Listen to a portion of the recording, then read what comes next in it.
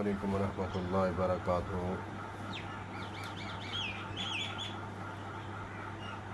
میں نے ایک ویڈیو دیکھی ہے جس میں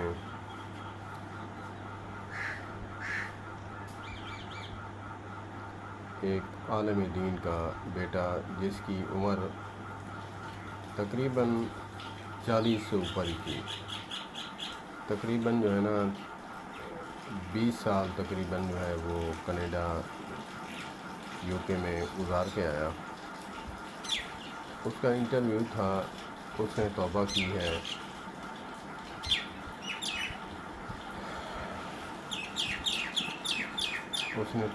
ہے، کلین شیو ہے۔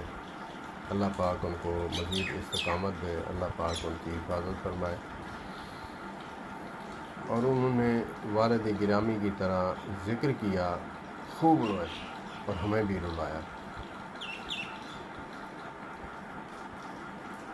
مجھے آدھا گھنٹہ ہو گیا ہے سنے، تو اس ٹائم سے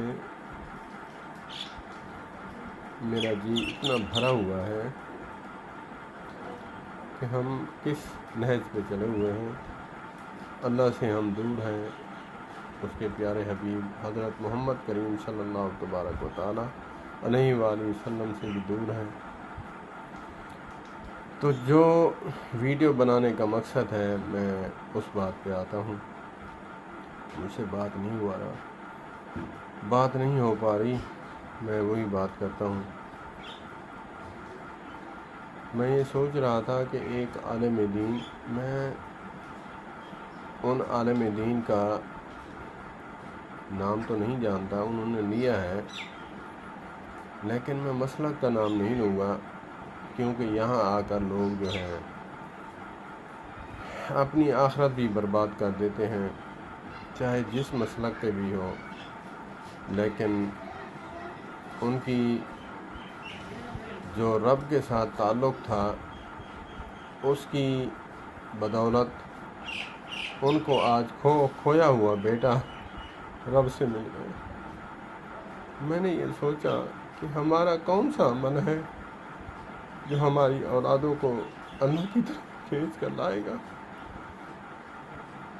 ہمارا تو وہ عمل ہی نہیں ہے۔ ایک عالم دین، بزرگ عالم دین اور صوفی، اللہ کا ولی، جس کی جو للہیت اور تقوی، پرہیزگاری 20 سال کے بعد اس کو کھینچ کر لائی۔ میں اپنا محاسبہ کرتا ہوں کہ میرے اندر کون سی وہ للہیت ہے، یا پھر تقوی ہے، رب کی رضا ہے، رب سے ڈرنا ہے، توبہ استغفار ہے، جو میری اولاد کو کھینچ کر لائے گی اللہ کے دروازے پر، محمد صلی اللہ علیہ وآلہ وسلم کے دروازے پر کھینچ کر لائے گی۔ اللہ پاک ہمیں مزید عمل کرنے کی توفیق عطا فرمائے، کیونکہ اس سے ہماری نسلیں بچ سکتی ہیں۔ اگر میں گندے کردار کا ہوں تو میری اولاد